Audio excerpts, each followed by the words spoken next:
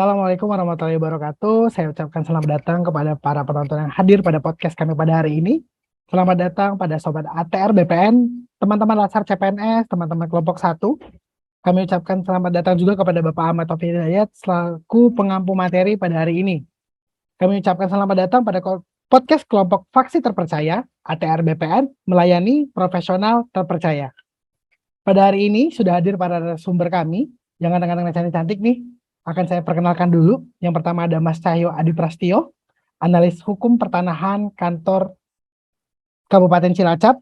Yang kedua ada Mbak Baik Fitri Wijayanti, analis hukum pertanahan kantor pertanahan Kabupaten Parigi Mutong. Yang ketiga ada Mas Andi Erdin, analis hukum pertanahan kantor pertanahan Kota Palu.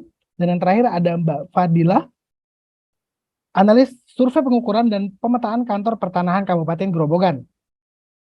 Baik, pada hari ini kami akan mereact dan mengomentari video mengenai best dan bad practice dalam manajemen ASN di ATR BPN.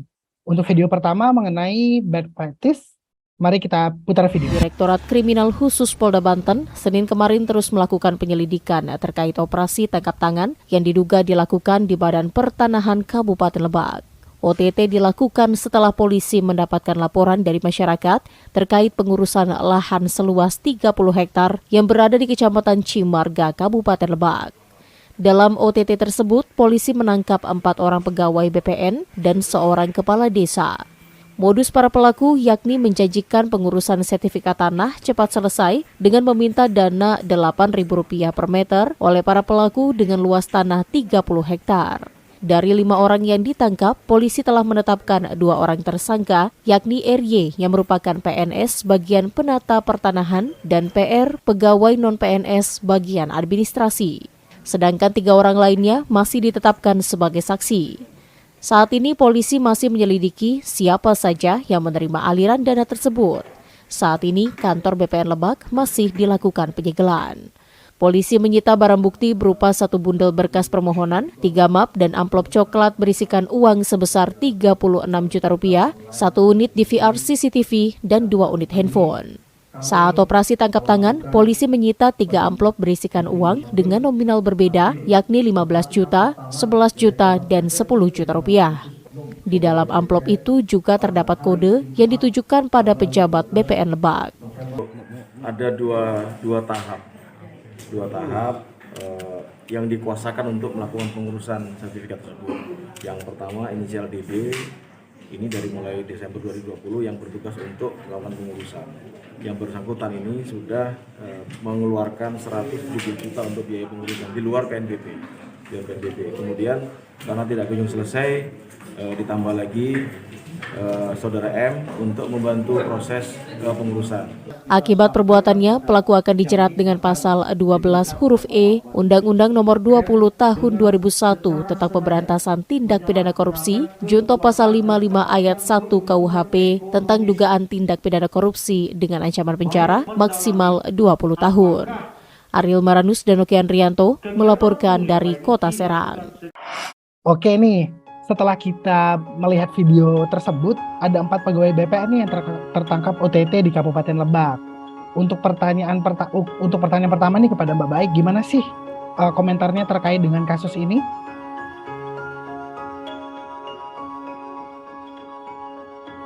Ya, terima kasih Mas Akbar atas kesempatannya.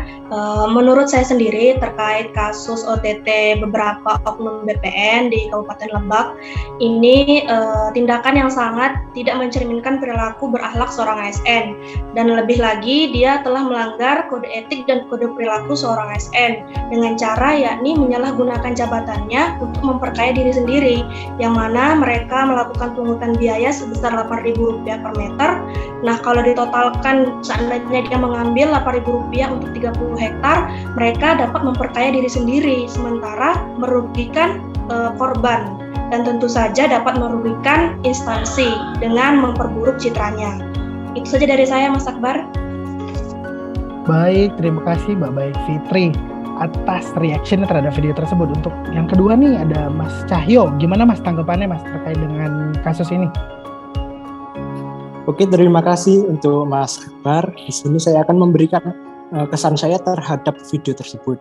dalam video tersebut ada beberapa oknum yang tidak sesuai dengan prinsip atau asas dalam manajemen ASN. Salah satunya adalah asas profesionalitas. Di mana asas profesionalitas itu kita harus mengedepankan kepentingan umum daripada kepentingan pribadi. Sedangkan mereka lebih mengedepankan kepentingan pribadi untuk memperkaya diri masing-masing. Sekian dari saya kembalikan kepada Mas Akbar. Baik, memperkaya diri masing-masing ya Mas, tidak baik ternyata. Untuk Mas Erdin nih, Mas Andi Erdin, gimana tanggapannya Mas terhadap kasus ini Mas?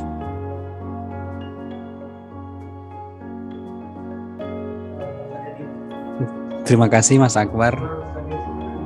Dari video bad practice yang kita saksikan tadi, terlihat bahwa ASN yang melakukan pelanggaran hukum tersebut tidak berhasil menerapkan aturan dalam manajemen ASN, di mana manajemen ASN sendiri bertujuan untuk menghasilkan pegawai ASN yang profesional, memiliki nilai dasar, etika profesi, bebas dari intervensi politik, serta bersih dari korupsi, kolusi, dan nepotisme. Perbuatan yang dilakukan oleh oknum-oknum tersebut juga akan menimbulkan citra buruk bagi instansi. Demikian menurut saya, Mas Akbar. Terima kasih. Baik, Mas Andi Erdin. Untuk Mbak Fadila tuh sendiri nih, selaku analis survei pengukuran, gimana Mbak tanggapannya Mbak terhadap kasus ini Mbak? Kalau menurut saya, yang dilakukan oleh oknum tersebut kurang sesuai dengan peran dari ASN yang seharusnya melakukan pelayanan publik dan sebagai pelaku kebijakan publik. Hal ini kurang sesuai dengan moto yang dianut oleh BPN sendiri, yaitu melayani profesional dan terpercaya. Gitu Mas. Saya kembalikan ke Mas Akbar. Baik Mbak Fadila tuh, karena kita ada keterbatasan waktu ya, kita akan langsung lanjut ke video tentang best practice di ATR BPN. Silakan di play videonya.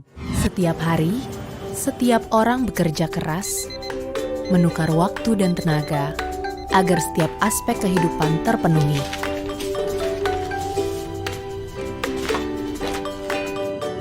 Mengurus tanah salah satunya, sebuah aset yang berharga. Karenanya, di balik sepetak tanah, butuh rangkaian data dan verifikasi.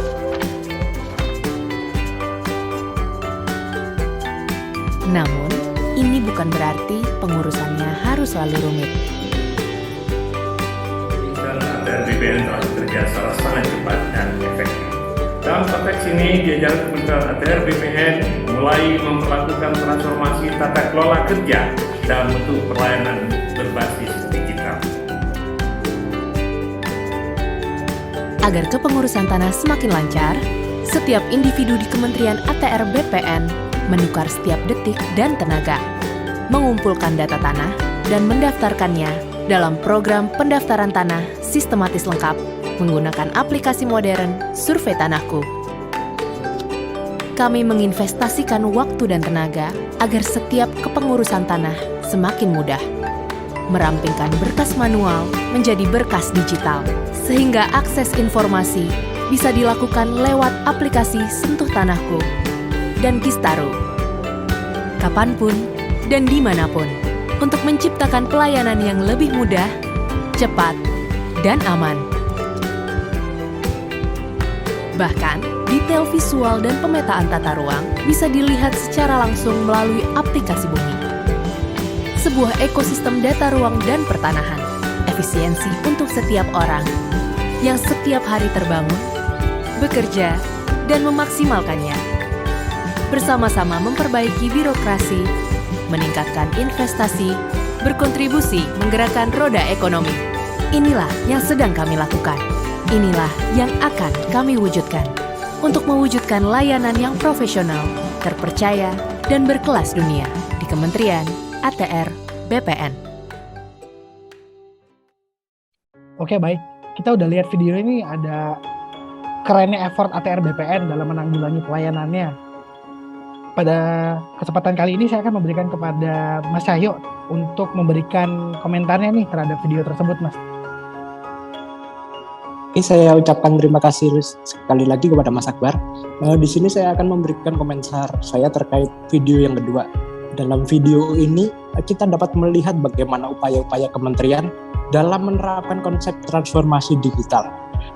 Hal itu juga selaras dengan modul Smart ASN yang membahas terkait prinsip praktik digital, yaitu dengan menciptakan pelayanan publik berbasis digital. Mungkin hanya itu saja, saya kembalikan kepada Mas Akbar.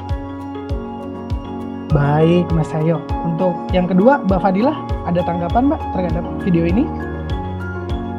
Terima kasih Mas Akbar dan teman-teman kesempatannya untuk saya menanggapi. Menurut saya dari video yang kedua ini kaitannya dengan penerapan Smart ASN ya.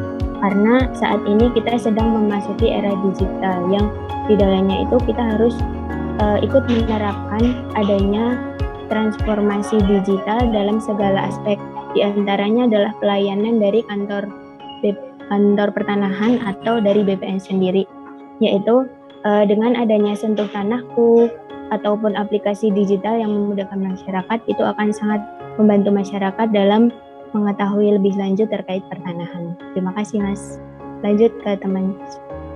Oke, selanjutnya Mas Andi Ardi nih, gimana Mas tanggapannya tentang video yang ini?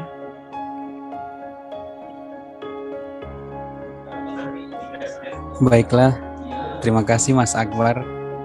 Dari video yang kita saksikan tadi, sangat terlihat jelas keterkaitannya dengan manajemen ASN, terutama Smart ASN, dengan memenuhi komponen digital skill, digital kultur, digital etnik, dan digital safety.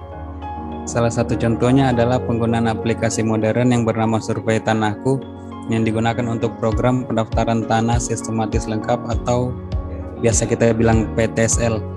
Diharap dapat mempermudah untuk mengumpulkan data tanah dan mendaftarkannya. Dengan adanya transformasi digital tersebut, diharapkan pelayanan kepada masyarakat menjadi lebih mudah, transparan, cepat, dan dapat mengurangi risiko sengketa atau konflik pertanahan. Mungkin demikian saja Mas. Terima kasih, saya kembalikan ke Mas Akbar. Baik, Mas Andi Adin, terima kasih. Dan yang terakhir nih, Mbak Baik Fitri, gimana Mbak tanggapannya tentang video tes ini, Mbak? Terima kasih Mas Akbar, karena saya bagian terakhir untuk mereaksi video best practice. Kalau saya akan melihat dari arah perubahannya ya Mas ya. Kalau menurut saya arah perubahannya ini sudah sangat baik dengan mengikuti perkembangan zaman dalam era digital saat ini ya Mas. Apalagi dengan adanya aplikasi yang memberikan kemudahan ke masyarakat untuk mengakses informasi tanahnya, yang mana dulunya harus datang langsung ke kantor pertanahan untuk mengetahui informasi. Sekarang cukup dengan mengakses aplikasi Sentuh Tanahku misalnya, kita dapat mengetahui lokasi tanah, batas-batas bidang tanah, dan masih banyak lagi yang bisa kita dapatkan melalui informasi-informasi yang tersedia secara elektronik. Kemudian selain kita harus beradaptasi dengan transformasi digital, kita juga harus dibekali dengan literasi digital yang baik. Contohnya yakni digital safety-nya. Kita harus mumpuni untuk aplikasinya sendiri, dimulai dengan menggunakan username dan password. Nah, perlindungan password untuk masing-masing pengguna ini selain menjadi tanggung jawab instansi juga seharusnya menjadi tanggung jawab masing-masing individu pengguna nih Mas, dengan tidak menyebarluaskan informasi tersebut dan tentu saja harus diganti secara berkala. Itu untuk digital safety-nya ya Mas. Dari saya, terima kasih, saya kembalikan ke Mas Akbar. Baik, sangat baik sekali dari Mbak Baik Fitri Wijayanti. Jadi ingat nih, kita ada beberapa aplikasi yang dipakai. Yang pertama Sentuh Tanahku, Kistaru, Bumi, ada AT Elektronik. Jadi jangan lupa teman-teman, itu aplikasi yang memudahkan teman-teman dan masyarakat untuk melakukan pelayanan pada ATR BPN. Baik, manajemen ASN adalah pengolahan ASN untuk menghasilkan ASN yang profesional, memiliki nilai-nilai dasar, memiliki etika dalam profesi, dan bebas dari pengaruh politik, dan bersih dari KKN. Kita sebagai Smart ASN memiliki kemampuan untuk mengikuti dan beradaptasi dengan perubahan transformasi digital yang berlangsung cepat dengan kompetensi literasi digital yang cukup dan mumpuni agar dapat mendukung tugas dan fungsi jabatannya. Sekian video kami pada hari ini. Mari terapkan nilai core value ASN berakhlak dalam kerja agar menjadi Smart ASN menuju birokrasi kelas dunia di tahun 2024. Lebih dan kurang kami ucapkan terima kasih. Assalamualaikum warahmatullahi wabarakatuh.